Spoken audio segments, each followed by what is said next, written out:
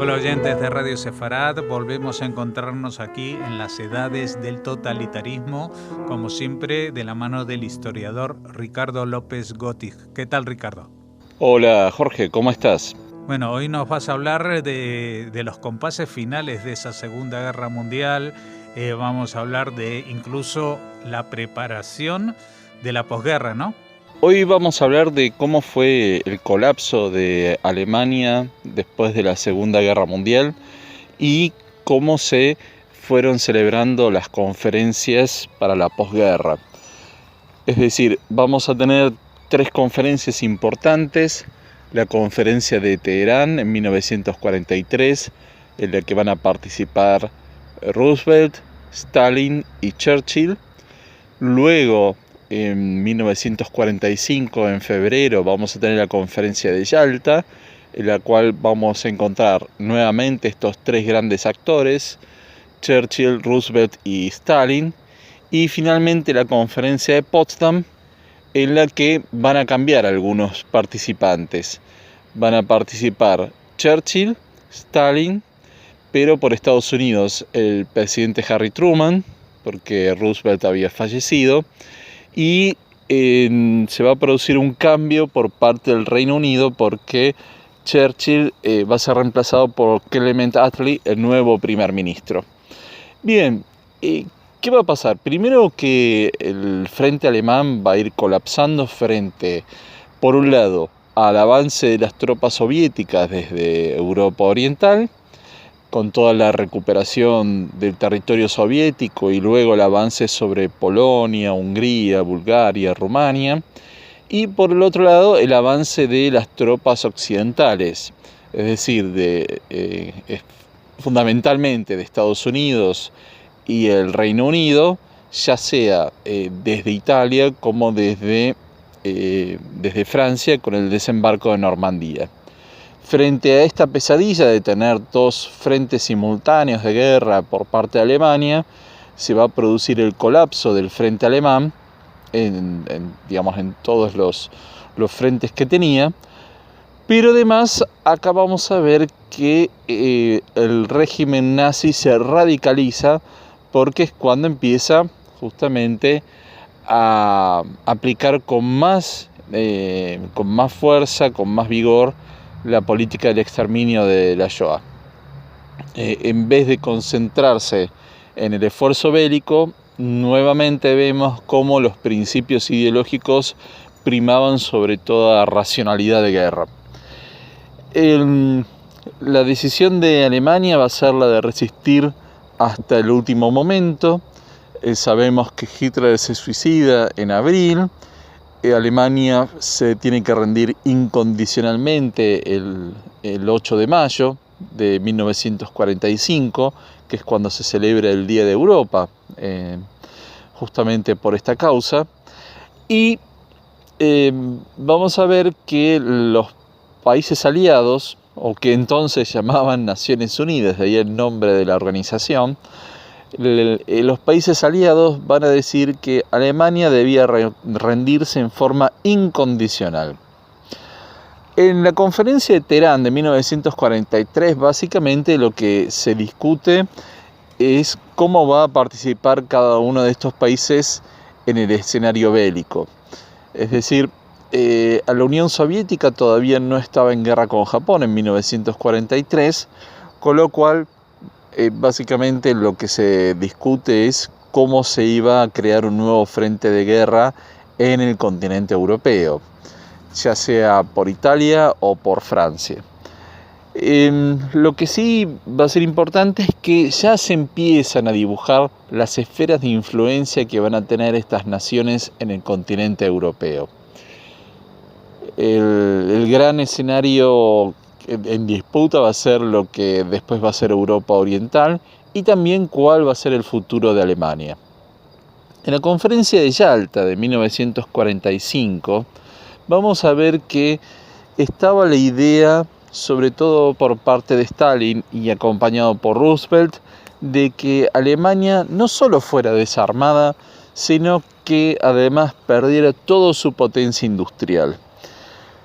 Estados Unidos participó en principio de esta idea, es lo que se llama el Plan Morgenthau, es decir, la idea de convertir a Alemania en un país agrícola, desindustrializarlo, desmontar todo el aparato industrial que venía teniendo Alemania desde fines del siglo XIX, uno de los países más industrializados del mundo, y enviar toda esa maquinaria industrial a los países ganadores de la guerra. A este plan, al Plan Morgenthau, se opuso el Reino Unido porque consideraba que era volver a tener el espíritu de revancha que había primado después de la Primera Guerra Mundial y que justamente muchos sostienen que eso ayudó al surgimiento del nazismo. Y lo que va a cambiar esta tónica es que el presidente Roosevelt va a morir antes de que terminara la Segunda Guerra Mundial. Pero en la conferencia de Yalta vemos que comienza la idea del reparto de esferas de influencia. Grecia va a quedar bajo la órbita occidental, sobre todo esto era algo que había sido conversado por Churchill con Stalin en 1941 en Moscú. Luego vamos a ver que Polonia va a ser de interés sobre todo para la Unión Soviética, y después había repartos en términos de porcentajes, cuánto iba a influir cada uno de los bloques en Europa Oriental. Tanto en Yalta como en Potsdam, la conferencia de Potsdam ya se celebra en julio-agosto de 1945 en territorio alemán, la ciudad de Potsdam en las afueras de Berlín. Ahí vamos a encontrar que se decide que Alemania va a perder territorio. Alemania, que ingresa a la guerra para ganar territorio, va a terminar perdiendo porciones significativas de su territorio. Ya había ocurrido tras la Primera Guerra Mundial, ahora con más importancia después de la Segunda. Sobre todo lo que va a perder es Prusia. La región de Prusia se va a borrar del mapa, una parte va a ser cedida a Polonia y otra parte va a ser cedida a la Unión Soviética. ¿Y esto por qué? Hay que tener en cuenta que la frontera de lo que era el pacto Ribbentrop-Molotov de agosto de 1939 entre la Alemania nazi y la Unión Soviética se va a respetar. Es decir, que todas las ganancias territoriales de la Unión Soviética en 1939, en 1940, se van a respetar, y esto significaba tener una Polonia muy reducida.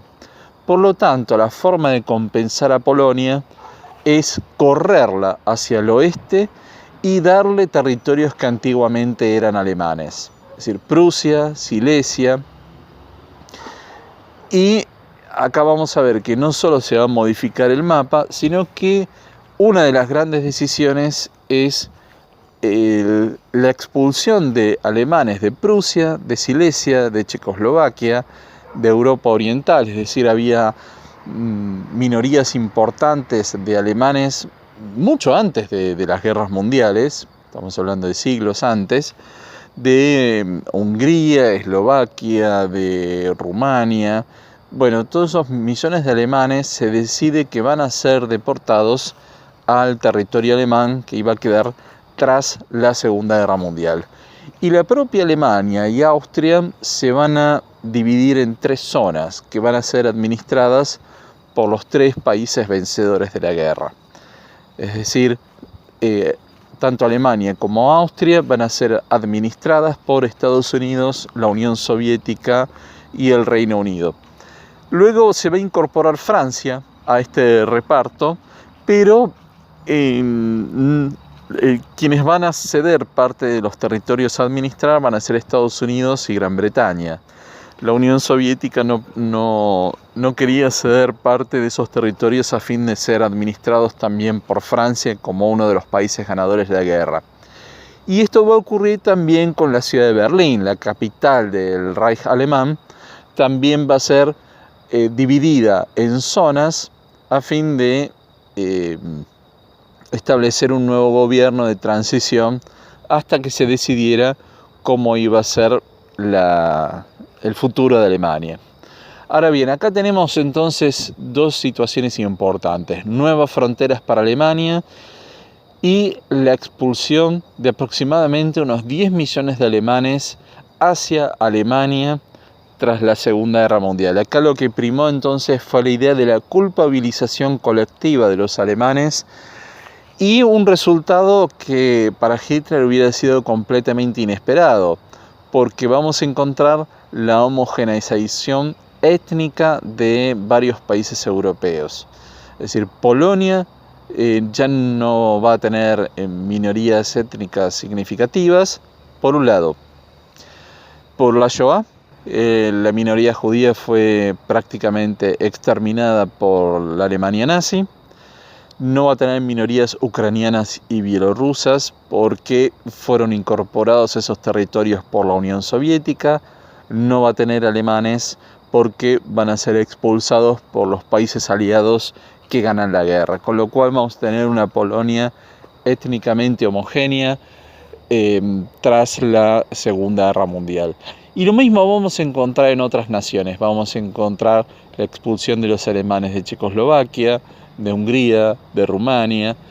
Entonces, uno de los resultados no buscados es la homogeneidad étnica en todo lo que era Europa Oriental. Si bien van a quedar minorías, pero no con tanta importancia como en el periodo de entreguerras.